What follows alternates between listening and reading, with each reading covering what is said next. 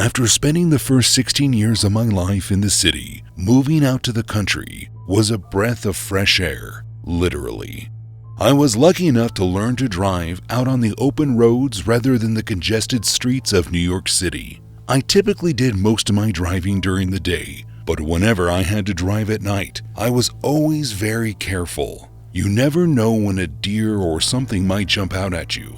Now, on the rare occasion that I was driving at night, I found the later it was, the more peaceful the road was. Well, that wasn't the case when I was driving home from a concert about 6 years ago. It was around midnight by the time that I managed to get out of the parking lot and onto the road, and I had a 3-hour drive ahead of me, so I made sure to get out of there as quickly as possible. And for the most part, the drive was going as expected.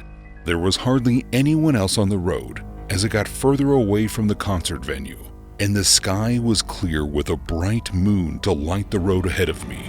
However, things turned way less blissful as I passed through a small intersection where I noticed another car pull onto the road behind me. This didn't bother me at all because I figured there was plenty of room for everyone. This driver obviously didn't feel the same way though. As they pulled up closer behind me, their headlights began to blind me through my rearview mirror. And since we are on a single-lane road and not a highway or double lane, there was nowhere for the car to pass me. I began slowing down a bit as I could feel my anxieties start to rise, and I was considering pulling over to let the car pass me, but that's when the driver in the car behind me began to honk their horn. As I grew more uncomfortable, I continued to slow down, only now I had my hazards on, hoping that the driver would take the hint and begin passing me. But they didn't. Instead, they continued to speed up their car until eventually I felt it tap up against my trunk. My car started losing control as the driver behind me continued to knock into the back of my car, and the only thing that I could think to do was to speed up. I pushed down on the gas and began making a small gap between myself and the car behind me, but the driver of the car quickly began speeding up as well and closed the gap that I had just made. They began slamming down on their horn again, and I heard the sound of their car revving as it continued to speed forward and hit the rear of my car. I did everything I could to keep the car on the road, but that became increasingly difficult each time they ran into my trunk. Eventually, I saw a small pull-off and managed to rip my steering wheel to the right and pulled my car off the road and out of the way of the car behind me. As soon as the car was parked, I began calling 911, which was when I noticed the car that had been chasing me ended up stopping in the pull-off as well. I began giving the man on the phone my location as the other driver got out of their car and approached mine. As they got closer, I could see that it was a man driving the other car who looked to be about 5 or 10 years older than me. I could hear him screaming as he approached my car and began pounding his hand on the hood. He was yelling about how slow I was going on the road, and at one point he even tried to open my door by pulling up the handle. Thankfully, the police were able to get there before the man drove off. And after inspecting the damage on both of the cars, they ended up arresting the man for reckless driving, among other charges. At the end of the day, though, it was all chalked up to a bad case of road rage.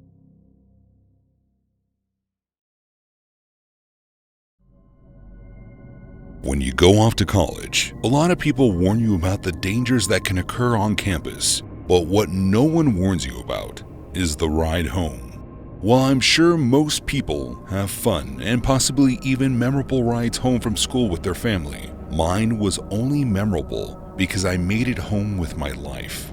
It was the beginning of December and the fall semester had just ended, and at the time, I had made plans with some friends back at home to go see the midnight release of a movie that was coming out instead of taking my exams and then driving home the next day. I planned to drive home as soon as I finished my schoolwork.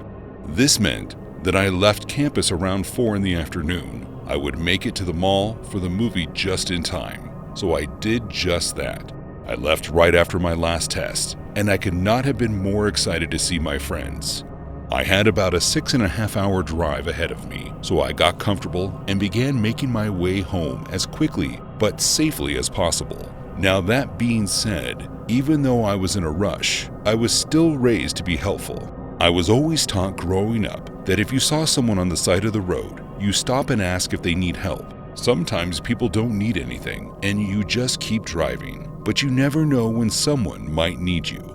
So at around 9:30 at night, as I was driving along this dimly lit back road, when I saw a car parked on the side of the road, I didn't even hesitate. I pulled over and hopped out of my car to ask if they needed any help. Right away, I could see the car was being driven by an elderly man, and he claimed that his car had a flat tire on the passenger side and asked me if I would help him put the spare on for him. I told him of course and asked him to pop the trunk so I could get the tire out, and he did. But as I leaned into the trunk to lift up the mat that covers the spare, I felt the man press something against my neck. My entire body tensed up as I could feel the shocks from the taser that he just pressed against me fired. I keeled over forward and the man was able to easily push me and force me into the trunk of his car before slamming it shut. I recovered from being tased before we pulled off from the side of the road. But as I reached above me for the emergency handle that it's in most trunks, I couldn't find it. I could feel the tires moving as we began making our way down the secluded back street when I realized the old man had forgotten to take my phone before locking me up. He must have been in such a hurry and didn't want to risk being overpowered that it didn't even cross his mind. I squirmed around in the trunk until I could get my hand into my pocket and pull my phone out. After calling the police and telling them what road I was just on, it was only a matter of a couple of minutes before they were able to find me. I heard the sound of police sirens behind us as they pulled the elderly man over, and once the car came to a stop, I began banging on the trunk to let the officers know where I was. Once the man was in custody and I was out of the trunk, I asked the officer if he knew why the man tried to abduct me, but he didn't know why. It wasn't until the trial that we learned that this man, who I thought was old and frail, had actually confessed to abducting multiple people between the 90s and the late 2000s. I was just the lucky one.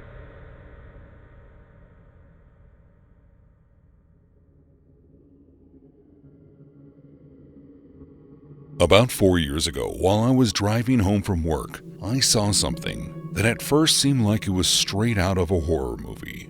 It was during my time as a bartender in New Paltz, New York, and for the most part, I loved my job. I was never much of a drinker, but I loved all my customers and the friends that I made over the years.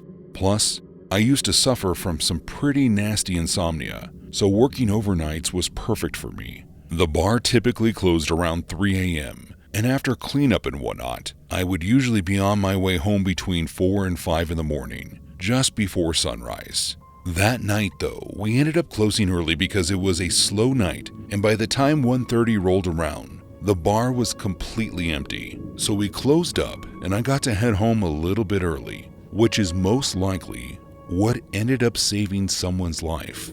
After locking up the bar that night, I climbed into my car and got ready to drive home. I plugged my phone into the auxiliary cord, started playing some music, and before long, it was just me and an empty road. I took the route that I usually drove to get home, which, on a good night, was only about a 25-minute drive. Even though it was dark, it was a very scenic route. I often spent a lot of my time when I was stopped at intersections gazing off into the woods that lined the streets. Now, along Route 52, the road that I would take home, there was this one intersection that had an old church sitting off to the side of the road. And I remember as I passed it that night that there was a car in the otherwise empty parking lot, which I thought was odd. No one was ever at that church in the middle of the night, but I assumed that it was just some high school kids hanging out and kept on driving. Route 52 may have been considered a main road, but because of the area where we were in, there still weren't many streetlights along the side of it. So in the dark of the night, you have to be wary around the turns. Something that I learned after growing up in that area. You never know what's going to jump out at you. It could be a deer, a bear, or even a person, which is what happened to me. It was only about 2 minutes after I passed by the church. As I made my way around one of the bends in the road, I practically stood on the brakes. My car came to a screeching halt. I tried not to freak out as my mind processed what was in front of me. Off to the side of the road, I could see a man who didn't seem to notice my headlight shining on him. He was walking in the same direction that I was driving in, but there was something wrong with him.